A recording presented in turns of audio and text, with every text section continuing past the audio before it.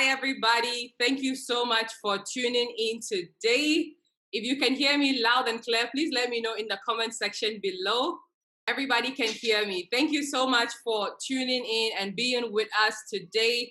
My name is Fadila Ahmad of Africans Living Fully, and it is my honor and privilege to have all of you joining in from all over the world. I can see someone from Mauritius. I've seen someone from Jos in Nigeria.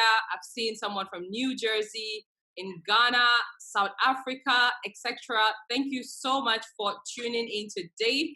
I would want to welcome you to this first webinar series on the Guide to the Future of Work, which is a series that we have just launched today to share with you all and to create an avenue for us to not only discuss what the future of work is and how we can better position and prepare ourselves in our career to be able to pivot, but also provide a platform for you to share with us what your biggest concerns are, depending on the stage in your career or in your business that you are in, and engage with a varying number of experts from around the world that we have gathered. Now, this series is going to run for the next 5 weeks, right here on Africans Living Fully, and we're going to hear from speakers from different companies, from different institutions at different stages of their career on how they will best recommend that we position ourselves more effectively to be able to take advantage of the digital opportunities that exist, to reposition ourselves properly to be able to pivot in this new normal. So during the next 3 weeks, you're going to hear from speakers from companies like Priceless Group of Companies, Stanbic Incubator, Ghana, the Federal Ministry of Finance in Nigeria, Finlit Africa, General Electric, Ernst & Young, Ashersi University, 1000 African Voices, MPML, My Passion, My Life Media, Inc., among other industries or companies. So on today's session, we will be talking about the mind shift required to thrive in the new normal. And during this discussion, I'm going to be co-hosting this session with Avurungwi, who is joining us all the way from South Africa. He's the executive producer of 1000 African Voices, a podcast specially dedicated to the fourth industrial revolution, sharing information, tips, and voices of Africans and people around the world on what this means to them and how they can better prepare for the future of work. So I wouldn't have anyone else co-hosting this session with me rather than Avurungwi. He's been doing this for a while. He's hosted over 100 people on his podcast on the theme related to the fourth industrial revolution. He's a geologist by profession, and he's had several work experience over the past 15 years, mainly in the mining industry, as well as in business and change management. Our speaker and main guest for today is Mr. Foster Awintiti, who is an incredible individual who will be joining us. He's already here. I can see him. He is the founder of Hackathon Foundation, which is an institution, a non-profit institution that trains young people on the relevant digital skills that they need to be able to thrive. He's currently serving as the Incubation Manager at Stanbic Incubator, providing access to opportunities for young people who want to start and scale their business sustainably in Ghana and across Africa with the different opportunities that they need. So guys, welcome to the session today. It's an honor and privilege to have you on here today. Avurungwi and Foster. Thank you, Fadila, and hello to everyone on the line. Thank you for the opportunity. I'm looking forward to an interactive session. Thank you. Thank you so much. So, getting started, Mr. Foster, thank you for joining us today. I want to start with one of the questions that we got the most from the people here and several other people who have signed up for this particular webinar. And the question is, what would you say are the list of the most important principles that individuals and organizations need to operate with within this normal, and why are these principles important for us to be aware of? Fantastic. So Avurungwi, what would you say, getting started while we wait on Foster to get back on the call, based on your experience and discussing with several industry players from around the world on this issue of the fourth industrial revolution and the future of work. What does it personally mean to you, and how do you believe that it's essential for all of us to be prepared on this? I suppose what I find fascinating the most is like we're having the conversation now on what skills are required and what it means for all of us. The sense that I get is it's as if, as people, we are waiting to either be pulled into it or jump into this thing called the fourth industrial revolution.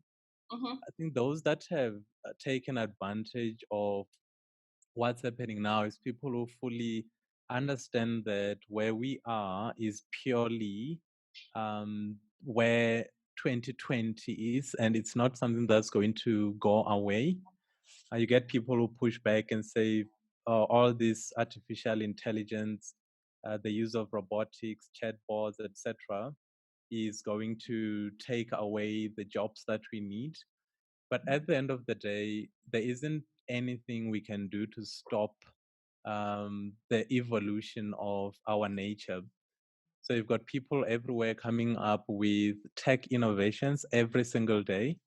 So the best thing we can do is to accept that change is here to stay, and we need to then re-equip ourselves with the necessary skills.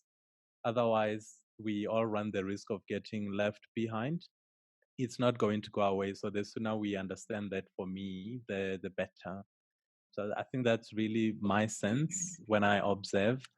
And the guests that we have on our show, for instance, it's people who have embraced the change and they're making the best of that.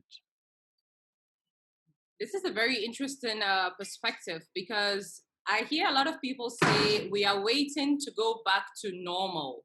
And like you have rightfully said, there is no going back. We are rather moving forward. So how can we as individuals and organizations better position ourselves to be able to succeed in this new normal? And while we're waiting on Foster to come in, I strongly believe that some of those kind of perception that we have to consider, especially from the personal point of view, is accepting that change is inevitable and it's already here. And the future that we are actually thinking about is not tomorrow, or it's not next year, 2021. It's actually already happening. So how are we going to reposition ourselves?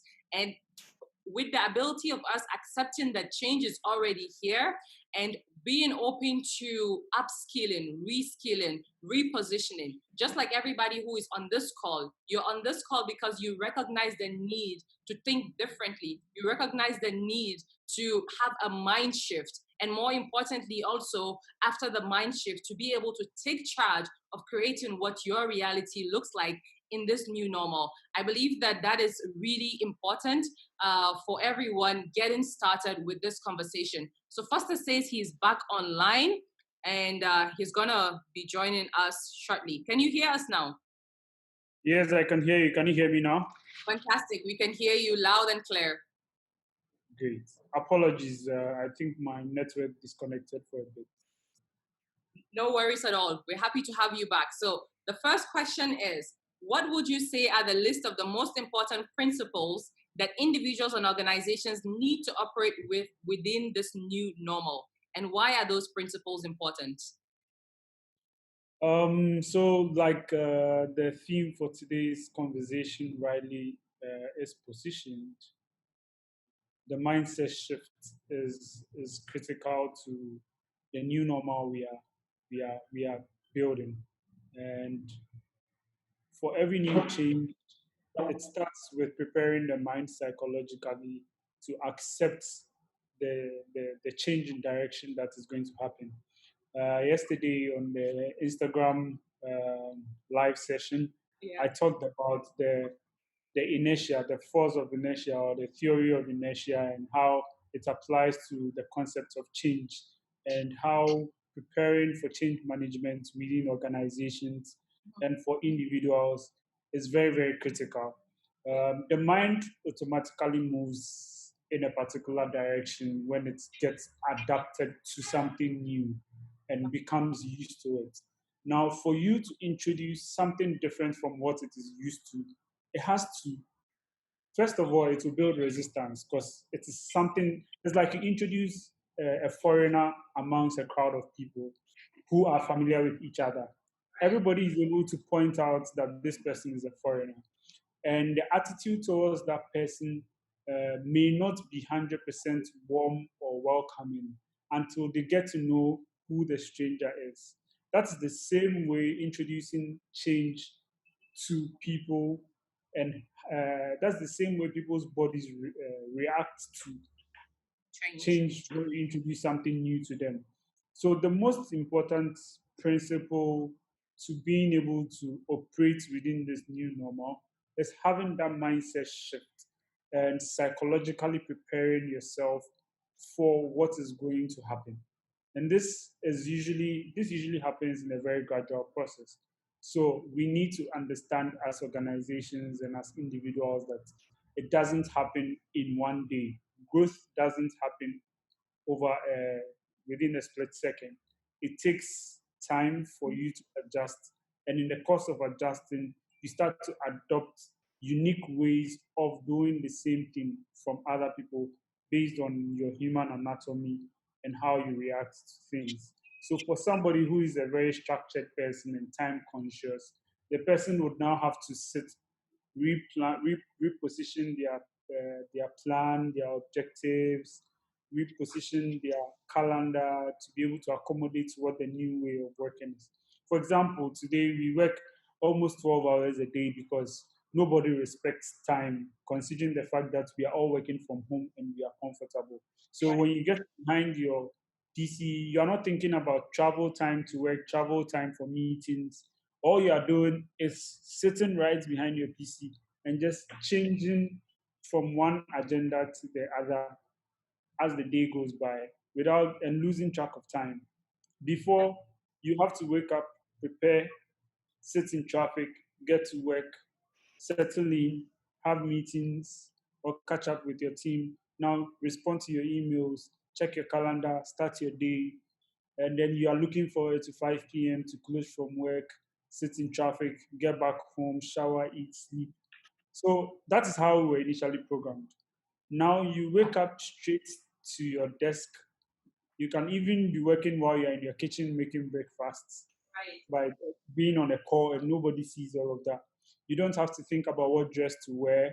You don't have to even take a shower in the morning before you start working.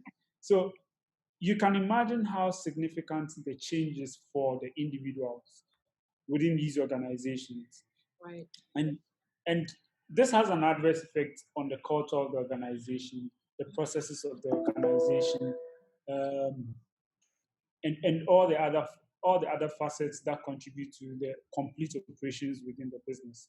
So it's a significant shift in the way of doing things to a new normal, and therefore the most fundamental amongst everything is that mind shift preparation for the organization and for the individual.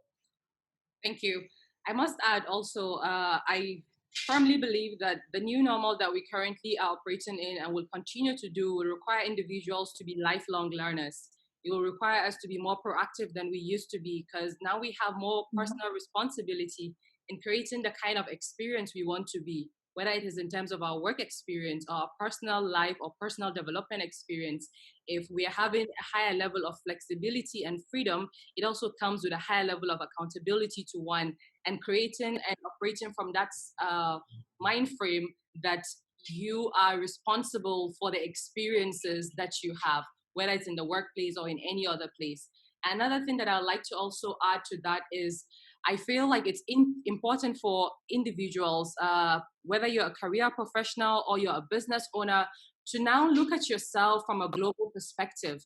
You're, as much as I like to talk about the fact that competition is who you were yesterday, vis-a-vis who you can actually become tomorrow. But at the same, in the same context also, your competition is no longer the person next door to you because we are operating in a global space where talent is overseeing any other thing per se. So how are you able to create your personal experience? How are you able to create your personal and professional brand to represent that which is up to an international level? If you're a graphic designer, for example, or you're a web creator, you're no longer necessarily competing with the next web designer who is in the same city as you are, because we are moving towards a space whereby productivity is what is superseding presence. So how do you reposition yourself to be not just more productive, but to stand out of the crowd in this whole digital space that we're migrating into? Aburungi, what would be the next question to our speaker? Suppose Foster has already touched on some of the things that I want to ask. Foster, it's more on, so I can see this fourth industrial revolution, but maybe I'm not as prepared mentally. What would you say to someone like me if I am in my mind waiting for the fourth industrial revolution and its effects on me to pass? What would you say to someone like me? Should I be waiting for this thing to end or not? Maybe if you have some words of wisdom there. Interesting. So I talked about mindset shift. Fadila mentioned lifelong learning. The new normal and the fourth industrial revolution requires a new set of skills to be relevant.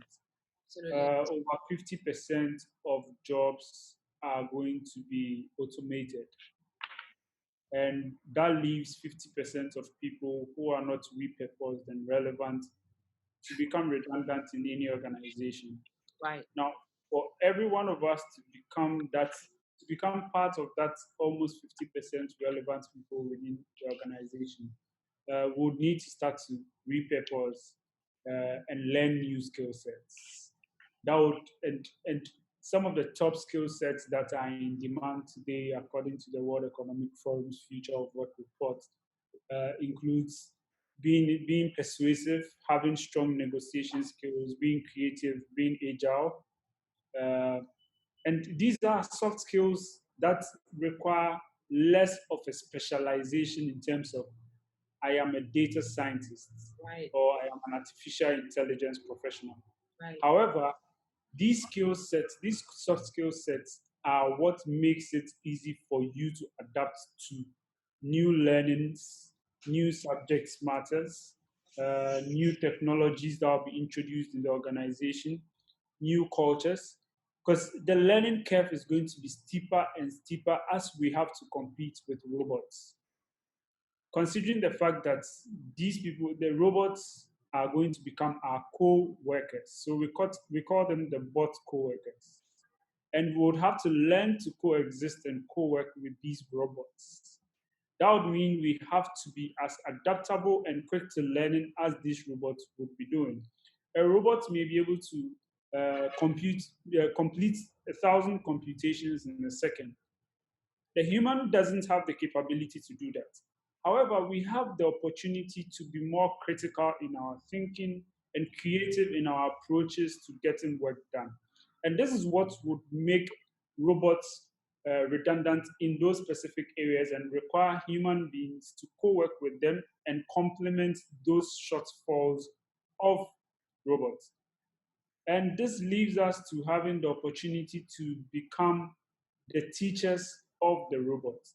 So for every organization where bots would have to be developed, it will require the competence or the knowledge of a human being, the creativity of a human being to develop the system to function in a certain way. Machines will always remain black boxes, and they would only perform tasks that they are commanded to perform. Algorithms that are written for computers in terms of artificial intelligence systems learn to perform tasks and learn to get better only because of the only because of the algorithms and the processes we teach them to complete. Now, they have a limitation, and their limitation can only go as far as we have programmed them to be able to perform. This leaves us with room to be able to innovate and be more proactive when it comes to taking advantage of those gaps that we have created in the course of designing. On in this brings me to the subject of ethics. To what extent should we allow robots to perform certain functionalities? And what do we still require human beings to control when it comes to the future of work? And this is what leaves us as leaders within organizations to think not only about optimizing processes as much as we can, to be more proactive when it comes to decision making that still requires human intervention. Imagine the boardroom being totally automated and decision making in the boardroom becomes the job of a robot. It will be disastrous, right? Because the robots don't have emotions. They take decisions based on what is the best possible way to save cost in the organization, optimize processes, and increase efficiency in customer experience. And they think less of the human part of getting the job done. Now, leadership becomes critical at this point. The boardroom has people with experience in terms of leadership for a particular reason. To be able to navigate through the gray where decision making is not really clear. A computer makes decisions based on if else statements. Mm. In as much as this has been advanced in terms of artificial intelligence systems to think almost like human beings, they still have that limitation of navigation. And that is where the opportunity comes in for leadership. And so, from line managers to boardroom to middle management to executives to whoever finds himself in the leadership role to make decisions would require data and machines to give them some level of comfort and approximation in ensuring that the decisions they are making uh, have some level of science backing it, as compared to now that we use instincts to make certain decisions. However, these data are not meant to replace the ability to make these decisions, but rather to complement and enhance our decision making process. So we need to also consider from that point of view, how do we build our leadership instincts to be able to read in between the data patterns that are presented to us on dashboards to make decisions for the organization and for the people within the organization. So as individuals, we need to become lifelong learners, leverage digital platforms as much as possible. Let's restrict ourselves less on learning to be an accountant, Right. but rather learn to become a financial technology expert that can work hand in hand with technology in all aspects of finance to help to help make decisions for the business to continue. Let's as a customer service consultant, for example, you want to get on a call with the customer and quickly be able to predict based on the pattern of the customer using your product or service to, to advise them on how they can better leverage the products and services to satisfy their needs. Right. So the dashboards that will be created for product analytics would require human interpretation to be able to sell or solve problems for the customer. So we need to repurpose ourselves to be able to read data patterns or to be able to read data interpretations that are made by these devices. That's one of the areas that as employees within organizations we need to position ourselves for, because we are moving towards a data-driven economy where every single decision is made based on patterns of data or trends of information. And this is a way to be more efficient, reduce waste within organizations. And when I say waste, it includes wasting time, it includes wasting human resources. Machines will also be able to study human patterns and combine people within an organization who will be more efficient. So let's say you have 100 employees within an organization. You develop a system that tracks the footprint of every employee and also conducts periodic interviews with the employees and is able to tell based on the data patterns, the footprints of the employee and their competence, their emotional intelligence, and all of that to combine team A and team B to be more productive. This data-driven decision would help human resource departments be able to combine people within a department to be more of like a high-performing team. Because if, for example, Fadila is a high-performing employee, but is found in a team of people who do not complement her weaknesses, she would not be able to perform as much as the organization would want her to. But machines would, but with a data-driven process, the HR will be able to assess the efficiency of every department and reassign people to different departments based on the findings of the data. So as an entrepreneur who is growing within your business, you want to have platforms or you want to have periodic, how do you call it, appraisals that are built on artificial intelligence systems that allows people to be able to shift within departments, for example, like a job rotation within a year to assess the competence of each employee and know where they best fit within the organization. Imagine they were assigned on to a project uh, in the first 3 months of the year and they performed very well or they performed very poorly. Rather than fire them from the job, you reassign them to a new department and continue the process again and start the process all over again, appraising them and evaluating their activity within that period. By the end of 1 year, you'll be able to tell if you have 10 employees, you can tell that employee A and employee B work best together to achieve the expected results you desire.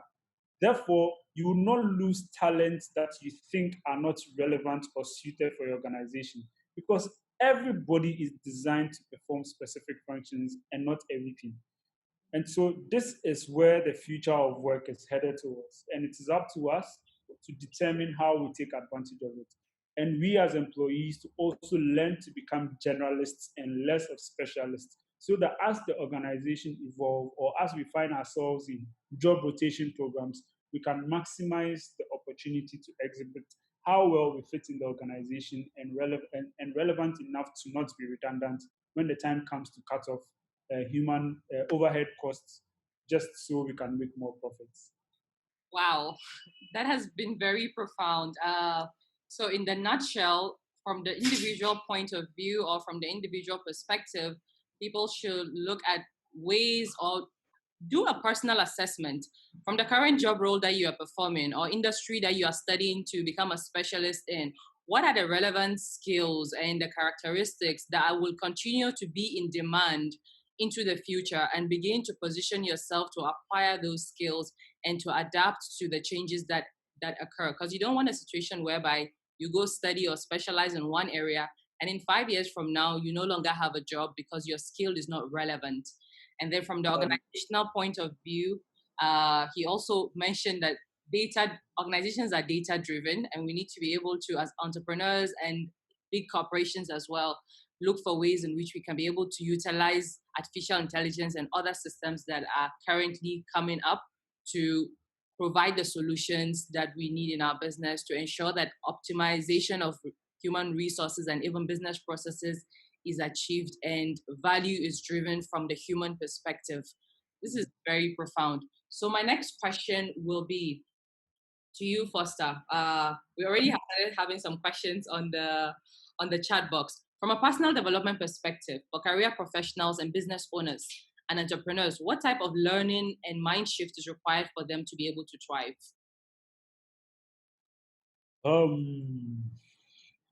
So let me speak from the organization's point of view on how they select learning platforms, learning tools for their employees. I'll share an experience with the organization I actively work for now, Stanbic Bank. Now, the bank has acquired probably 9, 10 different learning platforms, from audiobooks to summarized books to um, LinkedIn Learning to Harvard. There's a Harvard platform Yeah, for online, massive online courses. exactly, and all of that. And so for every part of the organization and for every type of learner, they have aggregated learning platforms to suit a learner who is auditory, a learner who learns through practical skills, a learner who is adaptable to, a learner who is visual, and a learner who has a hybrid of these learning types. And but it doesn't just end there with creating, buying or acquiring these assets. Now, there has to be an intentional, how do you call it? An intentional campaign within the organization and sensitization and awareness to get employees to understand how to use these platforms. Right. Now, this is where internal marketing comes to play. So for every organization, just for the sake of context, for every organization, there's internal customers and external customers. Now, within the organization, everyone who you supply, your output is someone else's input. For everyone who your output is their input, is automatically your customer. So that person may see you as a business entity to them, or as a seller of your output to them, and you will see them as a consumer of your product or your output.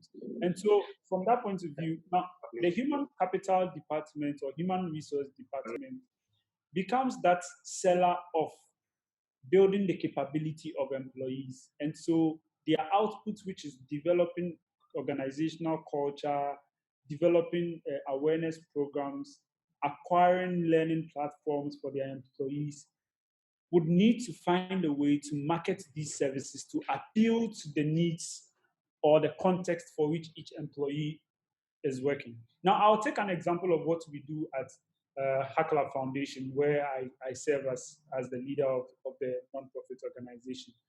We are focused on preparing the youth for future jobs.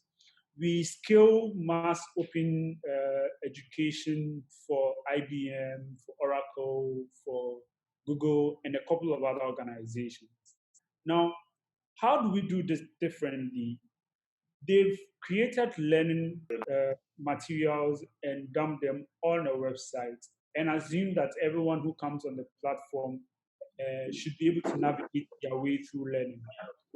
What we have done as an implementing partner, scaling up these solutions to our community and to organizations and individuals that need them, is to reevaluate all the courses that they have created on the platform or the content and build learning paths for people. So if I come on the platform and I want to be a data analyst or a business analyst or a product manager, a combination of courses is required for me to have that knowledge to be able to navigate my way as a product manager. Therefore, we need to make that learning journey easy for the employee. So this becomes an internal customer experience design, which the human resource department needs to put in place for the employee's learning journey to be easier. That way, if I go on the platform, I am not confused about how to navigate my way. Therefore, I would tend to engage more, and I would tend to spend more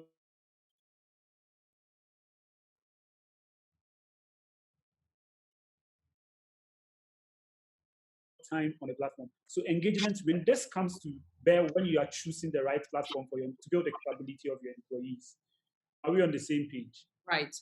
So from the personal point of view, what responsibility do you think individuals, whether they are working in an organization or they are working by themselves as entrepreneurs or freelancers, what responsibility do they have in creating that learning and personal development experience for themselves that is required in this new normal? It is either you are relevant or useless. So you have to choose between the two. Now, if you choose to be useless, then you can decide not to upskill yourself and depend on other people. But for how long would people you depend on be available to support you? Right. And so, for you to be relevant, you need to continuously upskill yourself. That means you have to be as curious as possible. You have to read. Before they used to say people who read non-syllabic things, in the sense that they do not follow the syllabus of maybe a Program. learning path. Mhm. They decide to learn they read anything that comes across their path. They try to be as diverse as possible in acquiring knowledge, Right. from understanding the history of their country to understanding why politics is the way it is, to understanding how to interact with people, to understanding technical things like writing a business plan, understanding marketing strategy, communication, negotiation, and all of that. You need to move towards, as an individual, you need to build the appetite to want to learn as much as you can, Mhm. to become I call this a generalist. So when I was growing up, I realized I had a short attention span, and I was curious to find out something new. And every time I found out something new, I got very attached to it. I could only be attached to it for so long, and quickly when I Discover find something new. when I find something new, I totally either abandon it and then focus on the new thing, or try to find a way to merge it. So I realized I am not going to be a specialist, and Right. I want to be everything but nothing. Mm. And so I decided to start to find the point of intersection between every new thing I learned. Mhm. And this is how I started to build diverse skills in multiple areas. If you check my profile, you realize I've worked in different sectors, Yeah. worked with different types of people, different types of organizations with different structures and settings. My work as an incubator manager requires that I have vast knowledge in different sectors, be as current as possible, understand the entire organization structure as a bank, and listen to entrepreneurs and see how best I can leverage our existing architecture as a bank or as a corporate entity, our ecosystem as a whole, and how I can fit these entrepreneurs into the opportunities and the gaps within the ecosystem and the business. Right. It is a very big task that requires a lot of brain power to assimilate and make decisions on a daily basis for everybody who sits in front of you. I have approximately 8 to 10 meetings a day. I engage not less than 10 or 15 entrepreneurs every day. And some of these people, I spend 1, 2 hours having strategy sessions with them. And I have to quickly shift from talking about e-commerce to talking about fintech, to talking about agriculture, to talking about petroleum. Right. And they call this ability cognitive flexibility, which is a skill you need to acquire if you want to be relevant. Now, for you to move from being a specialist to being a generalist, you need to develop that capability of building small compartments of knowledge in different areas and having the ability to connect them to make sense. And that is where, as an individual, if you want to be relevant in the near term, you need to build that capability. It's not everyone who is born to have that ability, but I believe that everything can be learned. I suppose, Foster, Let me. I like your use when you say you had to find that intersection and that you need to learn to have the skills to compartmentalize things. So the fear that others have on what artificial intelligence and machine learning will do is that we can never really compete with machines because you give them a lot of data, so they always have that advantage.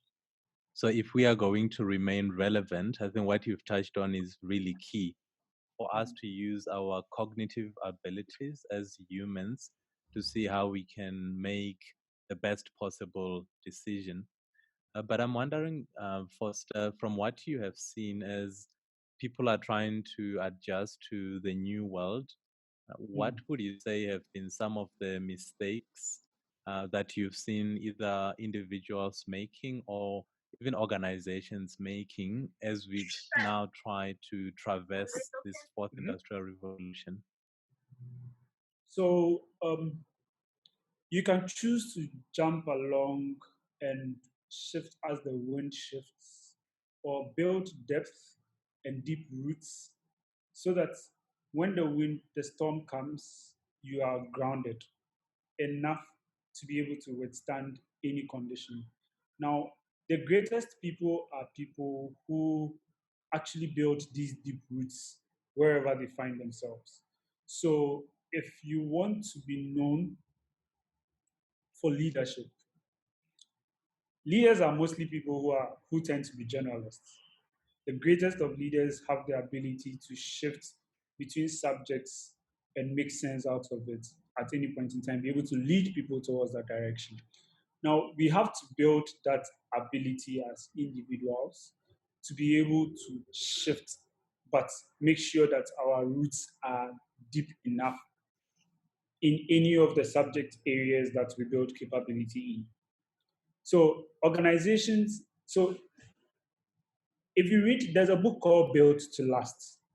And it's an analysis of 50 businesses before 1950 that still stay relevant today, and 50 businesses that came after 1950 into these areas where these businesses that were built before 1950 still are in, and they died out. And it talks clearly about a concept called the clock. It's been a while I read the book, but it's a concept about around the clock. And you can build a capability of being well-rounded, but it's important to build deep roots in the course of moving around the clock. So you can learn about everything, but you also have to build depth as you learn about most of the things. And it comes from not following trends too much, but building your own path within the trend. I love If you are that. running a race, everybody runs in their track. Right. If you are in the stadium, in the audience in a stadium, you look at the track, you see the people in the innermost circle having advantage over the people in the outermost circle, because you feel they are running in a smaller track as compared to the people in the outer track. But when you check their starting point, the people who developed this technology, the track, were smart enough to compensate for the difference in the sizes of the circles. So you realize that the person in the outermost track appears to be farther when they are starting the race, and the person in the innermost track happens to be at the back. And they draw the lines within the track that everybody has to stay within your track. When you move out of your lane into somebody else's lane, you are disqualified. Now let's bring that analogy into real life. Do we apply this? When we go for seminars and we listen to sessions and we hear about something new, we learn, assuming you attended 10 webinars this week, and you were to listen to the future of work in all these 10 webinars, you hear different perspectives. Sure. Now, you have to absorb all these and make a personal decision. I talked about the point of intersection. As you learn about all these perspectives, you are in a unique position. You have received 10 different perspectives. Combining all those 10 perspectives gives you a unique position to find what's the point of intersection of all these 10 perspectives are. And that is what makes you unique from all the 10 people you listen to.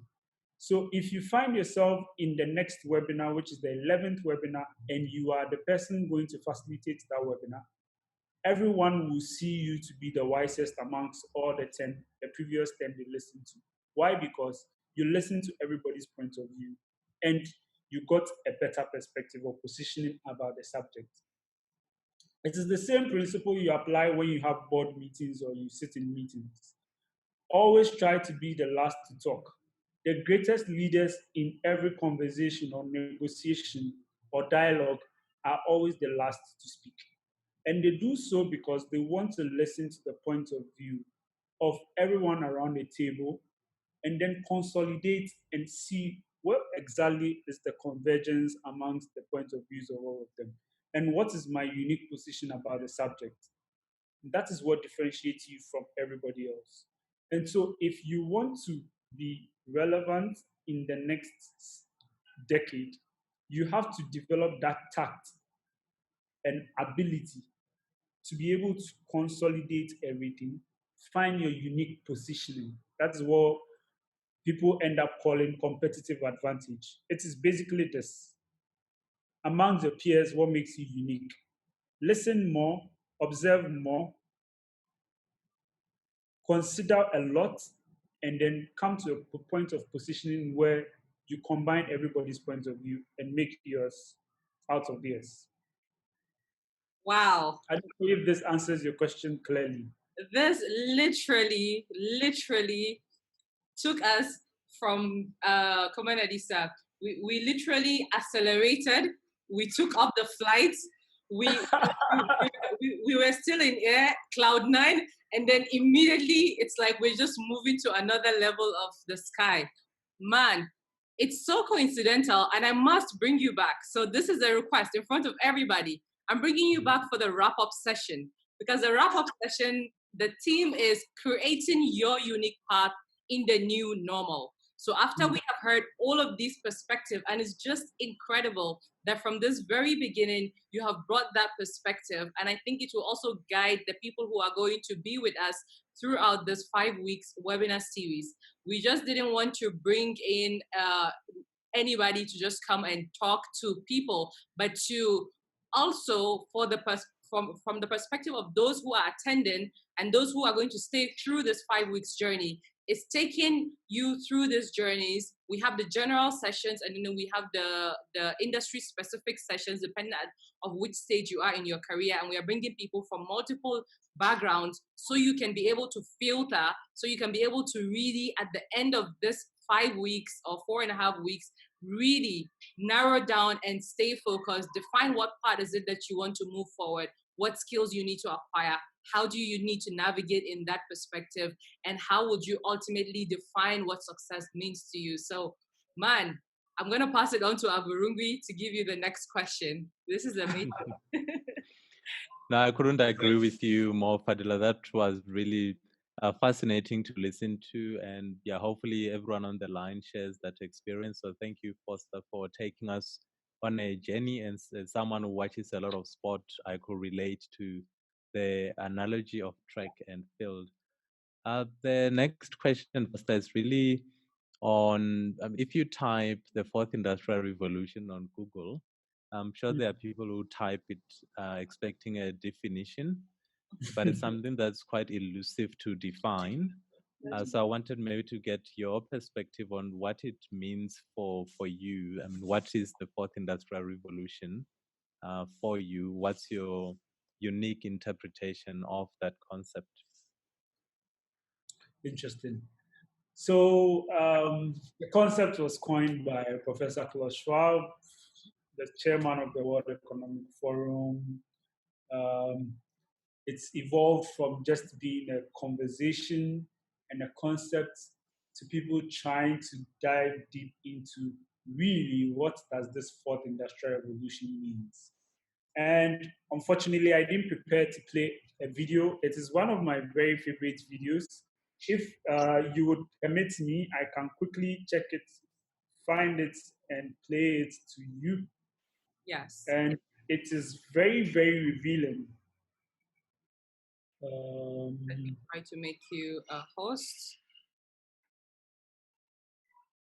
It's a very revealing video. Fantastic. Found it. So I just made you a host. Okay. Yeah. It's a 5 minute video, but it will explain everything for you. And it blows my mind every time I watch it. Share my screen. Okay.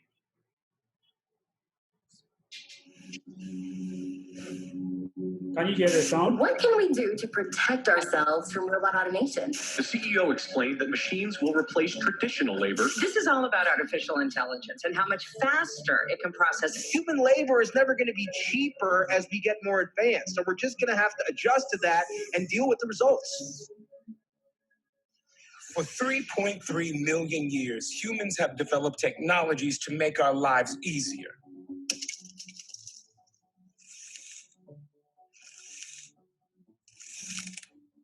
These inventions made us more efficient. It meant we didn't have to spend as much effort working to survive.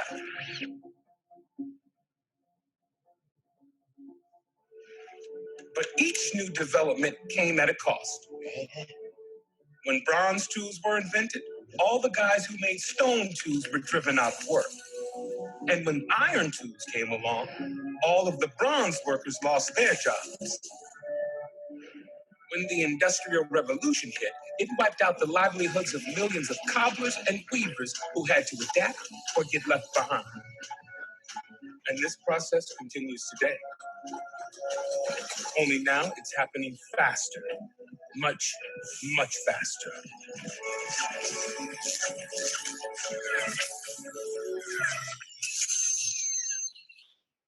All kinds of routine jobs have become automated in the past few years, thanks to breakthroughs in technologies like robotics and radio frequency identification, computing, and high-speed networking.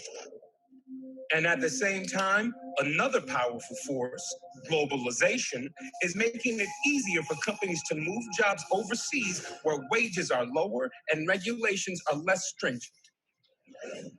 In the past 20 years, these two forces, technology and globalization, have wiped out millions of American jobs in manufacturing, from Detroit's auto plants to North Carolina's textile mills. And it's not just manufacturing jobs. We're now entering a dramatically new phase where high-skilled jobs are also at risk. Here's why. Since 1965, computer processing power has roughly doubled every 2 years. All of the computing power that controlled the Apollo mission to the moon can now fit on the chip inside your smartphone. And in a few decades, computers will be thousands of times more powerful than they are today. Already, computers use artificial intelligence to easily beat the world's greatest chess masters, recognize faces, understand spoken language, and even compose music. They can do many of the things that we've always thought made us human, and that threatens many of the jobs we've always thought were secure. Take driving a vehicle, which is one of the top jobs in most states in America. With driverless cars already on public roads, millions of truck drivers, bus drivers, and taxi drivers may soon find themselves obsolete. In hospitals, hundreds of thousands of jobs are on the line as computers learn to analyze CAT scans and biopsies, deliver low-level anesthesia, and even do surgical procedures. And in restaurants, hundreds of thousands of cooks may be replaced in the coming decades by machines that can follow recipes perfectly without ever taking a sick day or a smoke break. An Oxford University study predicts that within 20 years, 47% of all jobs are at risk of being replaced by technology. That's over 70 million people. And at the same time, globalization is also affecting high-skilled jobs in ways that it never has before. Law firms, for example, are beginning to outsource work to lawyers in developing nations who are trained in American law. These lawyers can do legal research and even review contracts for a fraction of the cost of an American lawyer. Now, just as technology and globalization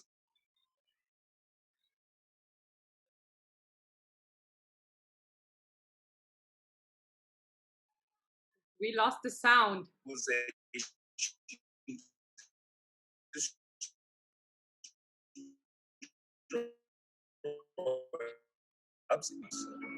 White collar, young and old, are about to face enormous, difficult transitions. We're living longer than ever before and will be forced to change our jobs more often than any people in history. We're going to need to learn new skills constantly throughout our careers to keep from being left behind. This revolution in the job market is not coming in the distant future. It's happening now, and it's going to accelerate. It's going to affect all of us, our friends, our families, and our communities. Are you ready? Visit us at workingnation.com. Okay, Wow. so I hope this answers your question. Yeah, not only does it answer the one question, but I think it answers all the subsequent questions. Suppose that we started with this video, I think the webinar would have been 2 minutes because it really does provide the answers that we seek. So yeah, thank you, Foster, for sharing that beautiful video. So yeah, learned something new today as well. Okay, back to Fadila. So you see the transition between the jobs from the man who used to be a cobbler to the machines, moving from being a cobbler to picking up, doing quality control on the shoes that come out of the machine, to totally losing his job. Yeah. And then from the automated teller, the teller at the bank converting to become a automated teller machine, and from the travel agent moving to become a booking website. You see how the transitions happen. And from the taxi driver moving to become an automated, a self-driving car. So the transition is very real. Now, the fourth industrial revolution is a combination of the biosphere, so biology, the physical. So it's like combining biology, engineering, technology. Imagine what that would look like. So cancer couldn't be cured before. Then chemotherapy was invented, which is a 50-50 chance of surviving cancer. Now there's something called nanobots. Yeah. Nanobots are as tiny, they can be as tiny as blood cells that can be injected through a syringe into your bloodstream and go to targeted, so they are programmed to identify the DNA of cancerous cells, go to those cancerous cells and kill them. So if, for example, I have a cancer infection in my prostate and it is at a very early stage, right, and nanobots are dispatched into my bloodstream to go and fight, they are programmed to go straight to the prostate, identify all cancerous cells, kill them, and probably induce the production of new cells to replace the killed cells. Right. So it even shortens the time span of being cured from cancer to maybe a week. Right. And maybe the recovery would be the production of new new cells to replace the cells that have been killed and bringing you back to full function. Imagine how many doctors who are specialists in cancer are going to lose their jobs just because of this technology. So the subject of fourth industrial revolution has brought so much fear in the crusaders or evangelists of the subject, because unlike the previous invention, unlike the previous revolutions, the fourth industrial revolution it's if maybe before you lose 3x jobs, now you are losing 100x jobs. Yeah. That is how fast the change is going to happen. Now, all these conversations were happening in anticipation of maybe 5-10 years from now, we are going to see it unfold. But COVID brought it closer to us than we anticipated it happening 10 years from now. And so organizations and governments have been forced. So there was also a concept called fast government, a flat, agile, streamlined, and technology-enabled governance system. This was a concept that was also coined by the World Economic Forum in a report called the Future of Governance report. And this was in, I think, 2017 or so. Now, in that report, they talked about what the future of governance was going to look like. Today, did we ever believe that government could be this responsive until COVID? Did we ever believe that bureaucratic processes can be overlooked just so things could move faster and still not break laws? Could we ever believe that there can be flexibility? Could we ever believe that government would propose crowdsourcing approaches to solving governmental issues, national issues? Today, there's a more flattened governance. In the last 2-3 months, there's a more flattened governance system. There's a governance system that is more tech enabled, where all presidents are addressing their nations through Facebook Live, and government officials are using Zoom calls rather than traveling to conferences and UN, United Nations meetings and spending loads of money, taxpayers' money. And we are becoming more and more efficient. Now, let's question ourselves. Should we go back to the old if COVID dies down, or should we look to building a new future and questioning alternate channels through which things can easily be done? There's business continuity in organizations that are hiring towers, 7-floor buildings, skyscrapers with over 2,000 employees who don't necessarily have to sit in the office every day to work, just because that was the culture. Blue or white collar jobs are jobs where you wake up in the morning, wear your tie, take your suitcase, sit in your car or join a public transport, get to work, sit in the office, and work from 8 to 5, attend meetings, close from work, come home. That is what everybody aspires to have starting their career. But today, starting your career is sitting in your home with your pajamas, or your boxer shorts, sipping on coffee, working from home, and making money wherever you are, even spending less on what you have to spend on. The subject of climate change is going to be addressed because when China went on shutdown, there was a significant reduction in carbon emission in China. For the first time in so many years. This is the same thing across the globe. There's been a significant drop in carbon emissions that was not anticipated when we were talking about how to address climate change. Now the question is COVID really a curse to us or is a blessing? In as much as people have lost their lives, the effect of COVID on the future of our planet is so great that people who talk about it on this from this point of view would be seen as people who engineered it to happen. That is why people like Bill Gates are suffering a backlash on the subject of whether COVID was engineered to erase people from the earth and to solve climate change, blah, blah, blah, blah, blah. But let's be realistic. Yes, we are privileged to be part of the few to be part of the many who have survived this pandemic. But really, really, is this not to save us for another century from our planet from deteriorating totally? We are having good rainfalls in Ghana as compared to the last 1 or 2 years because things are changing. Imagine it's just 2 months of less carbon emission, and all of a sudden we are breathing in fresh air. We are feeling more comfortable and much more healthier.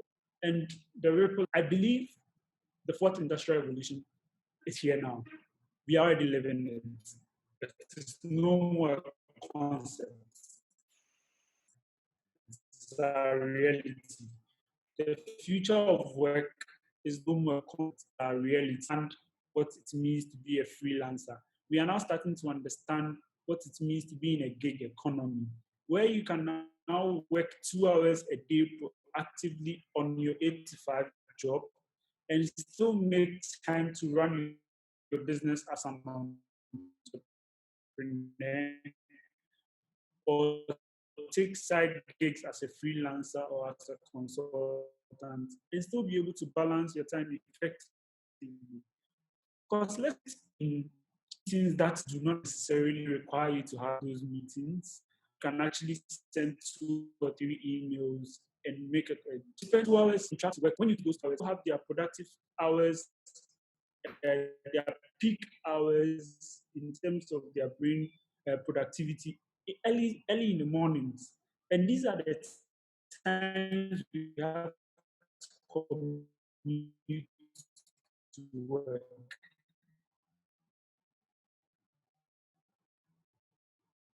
So you can imagine on the things that the subject now is we now have extra time to do other things. How do we maximize this time? That brings me to the subject of time value. Everybody's entitled to 24 hours, and that's the most denominator across the world, irrespective of your race, gender, wherever you are. Unless there's somewhere on earth that has 25 or 30 hours, transfer to country. And so how you effectively calculate your productivity hour determines your velocity to achieve success. Right. So you had to spend 4 hours commuting in traffic. And in that 4 hours, you could only listen to podcasts and not do much work. Yeah, you acquired some knowledge, but really, is that 4 hours meant to listen to a podcast and not be able to pull out your laptop and work in a trotro, a public transport, on a train, whatever it may be? This is incredible. So if, for example, I move 5 tasks a day per hour, I mean, if I move 5 tasks per hour, now when I wake up in the morning and I'm in my peak hour, I can concentrate enough to move. I work for 6 productive hours in a day, and out of that 6 hours, I will be moving, but able to 15 tasks. I am equally moving 30 tasks within 2 hours.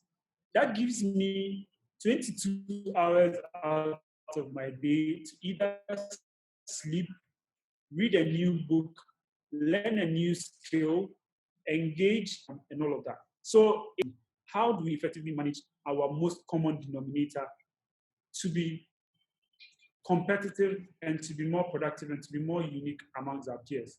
Because it is really time management that determines the acceleration of your success as compared to your peers. Because if you learn the same thing, you do the same thing, you achieve the same result. Right.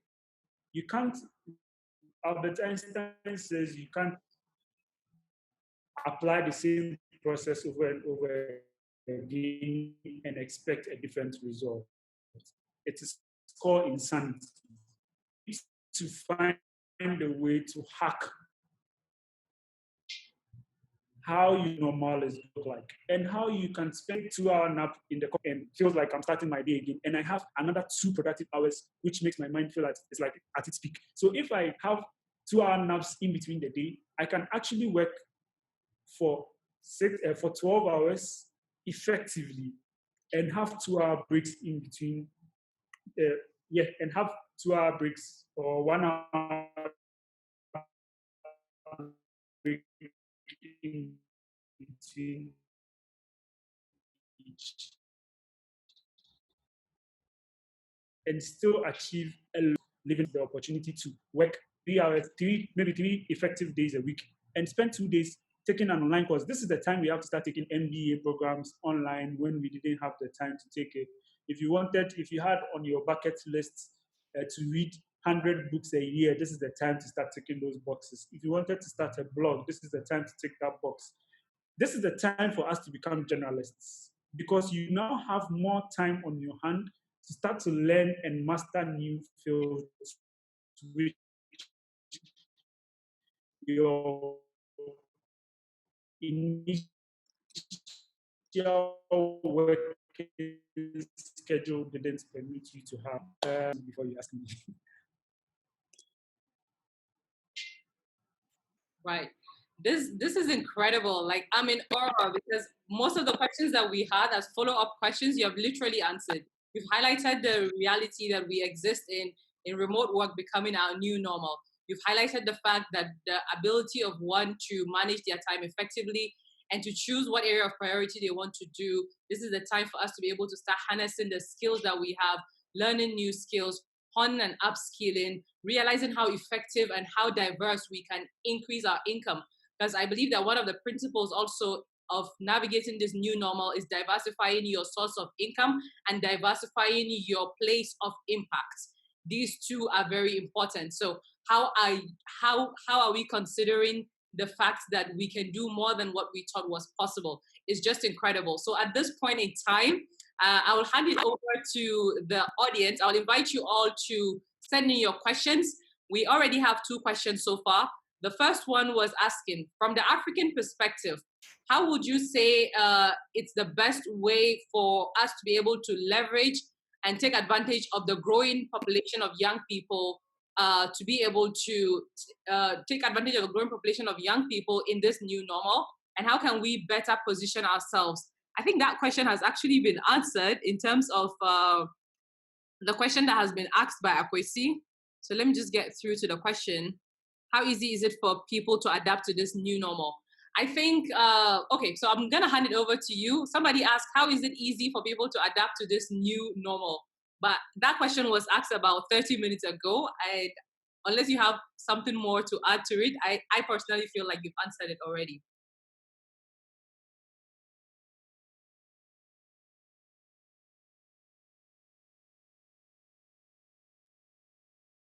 No, I think you're absolutely right, Fadila. I'm not sure if Foster is with us. I can see him, or if Akwasi feels that the question was answered. But for me, even prior to the video, it was addressed in the video. I think went even a step further Absolutely. to cater for that. So, Well, yeah, I agree.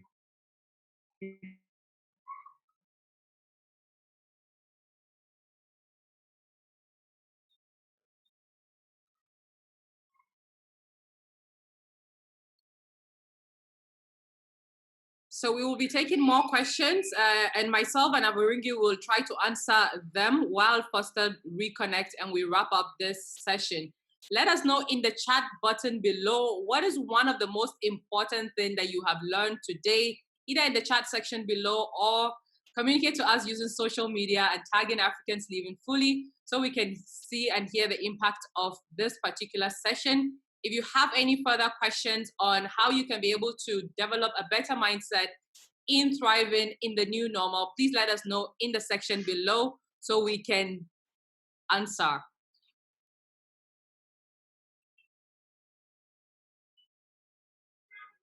So Avarungu says he learned about finding an interception point.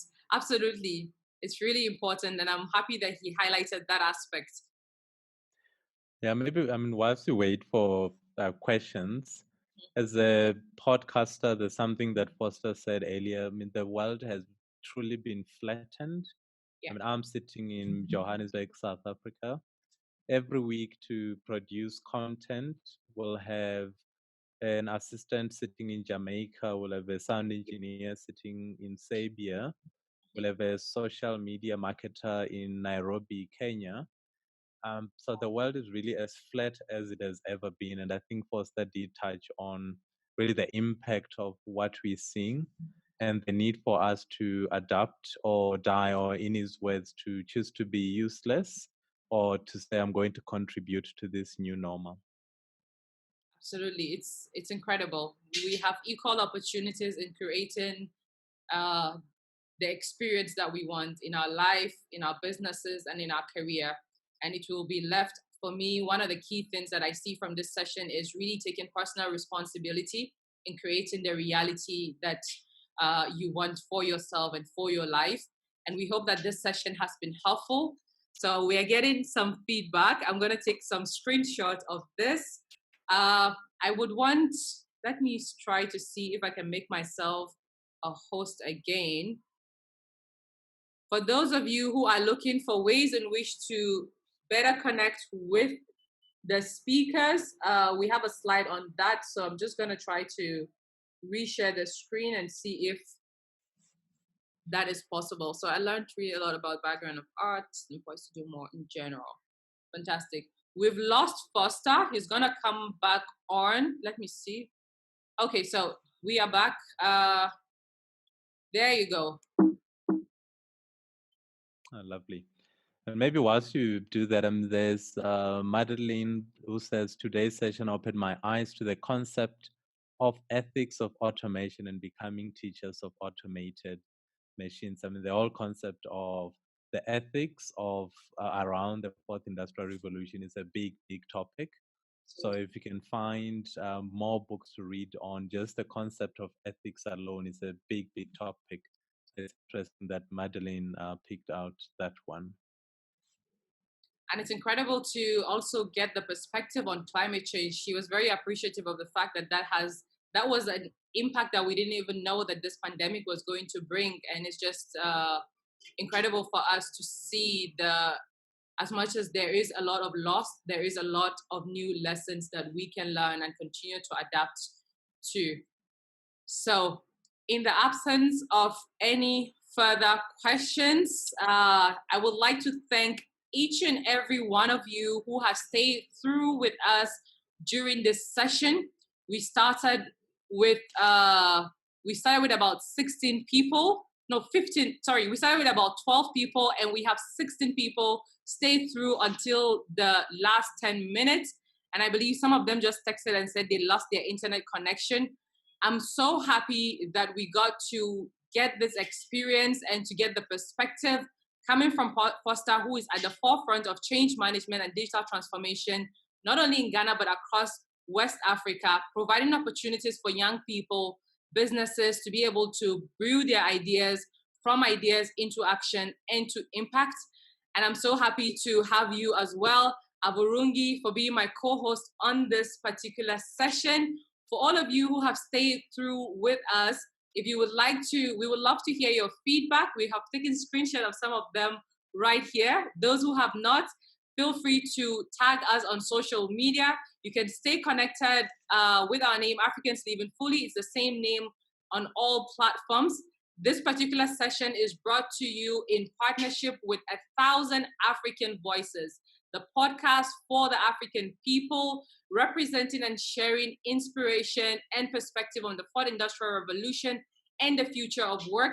And I would like to thank you so much, Aburungi, and the whole team at 1,000 African Voices for doing this together with me. And more of all, I would like to thank you so much, Foster, for staying through with us on this session. And I'll pass it on to you as you are back on the call to give us your parting words. What message do you have for someone who is out there, who is anxious, overwhelmed, or feeling a little bit helpless with all that is happening right now? And how best, what message do you have for them that can help them pivot in their career and in their life and taking advantage of this new normal?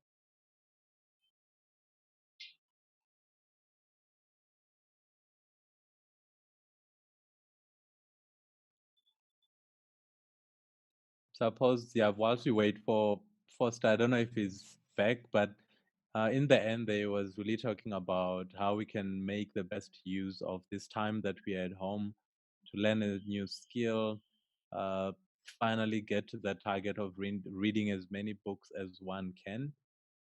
You can throw your hands up in the air and say, gee, this COVID-19 is messing up my life. Or we can say, what are the positives that we can take away from COVID-19 and implement things that we've wanted to implement for so long. COVID-19 gives us the additional 2-3 hours a day where we don't have to be commuting.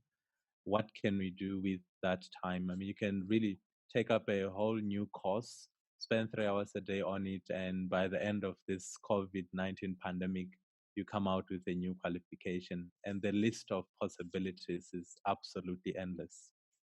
Absolutely, I'll agree as such. And I also believe that as much as we are encouraging other people to upskill, reskill, this is also a time to get back in tune with your core and really think about what kind of lifestyle do you want to create for yourself?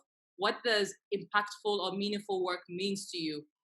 How are you going to measure your success, and what does even success means to you? Because it's really easy to follow the trend and to do what every other person is doing. But at the end of it all is about creating and carving a path that is true to you and that enables you not only to make a difference in other people's life, but more importantly also to live a fulfilled life.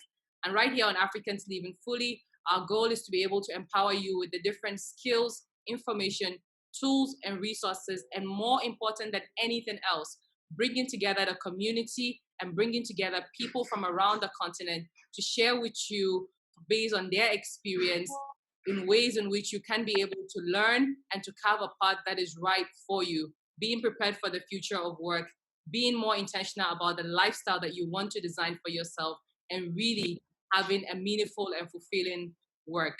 I believe that we have lost Foster. So in his absence, Foster, can you hear us? I am back. Oh, I am fantastic. back. So great to have you. We didn't want to end this without you, so we were lingering. So any last words for us? I think a lot has been shared. From the conversation, we realize that the onus really lies on all of us as individuals. I personally have a strong belief that the only way we can change the world is through little drops of water into a mighty ocean. And our little drops of water in this sense is our little efforts and our attitudes wherever we find ourselves. Let's blame less on government. Their only responsibility is to create an enabling environment. Right. However, the environment's survival or what brings environments life is people. And it is up to us to go back to our roots and understand the fundamentals of community building, where we didn't have governments, where we didn't really have patriarchy or monarchy, and we lived in a free world, and where the survival of the world or the experience the world had, what history taught us, is that everybody lived freely. And so it is up to us as individuals and as responsible citizens to be responsible in our own small ways when it comes to sanitation, when it comes to our utterances, when it comes to building perception. Today, everything is online. The perception the world will have about you or your country or where you come from is dependent on the narrative you share to them. And so let's not rely on media. Let's not rely now. Platforms like Facebook gives the opportunity for every individual to be a journalist. You have the willpower to define what your digital narrative or reputation is.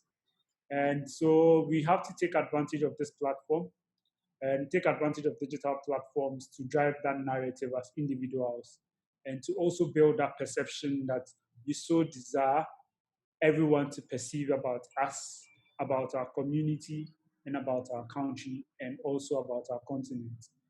Europeans have BBC that is strong enough to drive their narrative. Americans have CNN that is strong enough to drive their narrative. The Middle East has Al Jazeera that is strong enough to drive their narrative. What do we have as Africa to drive our narrative? We don't have a consolidation at any point. And our individual mouthpieces, like the thousand voices, through I haven't been able to pronounce it. Come again? Kungana.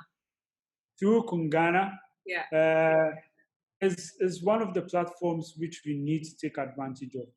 Let's leverage the digital platforms to tell our own stories. Let's explore our own countries as much as possible before we decide to explore other people's countries. When we go there, what do we really share? Tourism is supposed to be us exchanging experiences, knowledge, culture when we travel across to other countries. But we tend to travel to other countries knowing less about where we come from and wanting to know more about what those countries are. We come back and we infiltrate what we already have. with their stories because we do not even have enough knowledge to be able to tell our own stories. So these are the few words I'd love to leave us with. And this is the only way we can really drive our narrative and drive development in our country. So thank you very much, Fadila, for the opportunity. And I look forward to joining some of the sessions to listen to the perspectives from other people as I share, so that I can be more wiser. I will leave us with a quote of, the more perspectives you gain, the more wiser you become. So let's go out to the world, gain as much perspective, browse through the internet and learn from other people's accounts. And we'll be able to accelerate our own successes. Thank you very much. Amazing. Thank you so much, Foster, once again. Avurungi, you've been an amazing co-host. I'm grateful to each and every one of you who have stayed through till the end of this call. Thank you, Akwasi. Thank you, Elizabeth, Fauzia, Hayatuddin, Jude, Madeline. Thank you so much. Abdullahi, thank you. We are really happy to have been able to bring you some value. Let us know your feedback, either in writing or in a video, whatever form it is that works best for you. Let's stay connected. And this is just the beginning of this session on the Guide to the Future of Work. And we hope that this session has been impactful to you as much as it has been to me personally. So thank you all. Avurungi, have a beautiful evening, everybody. Any last words for our listeners? I still need to gain those 10 perspectives so that I can have the last word. So I will leave that for next week. So yeah, Foster, I've really learned a lot. You'll almost feel bad that this is free. All the wisdom that came through from our guest, all for free. So Fadila for arranging, thank you. And yeah, to everyone who stayed on, I've really learned a lot. So I'm gonna go grab a book so that I can learn a bit more. So yeah, again, Foster, thank you. That was so impactful. Absolutely. Thank you all and enjoy your evening. Bye for now.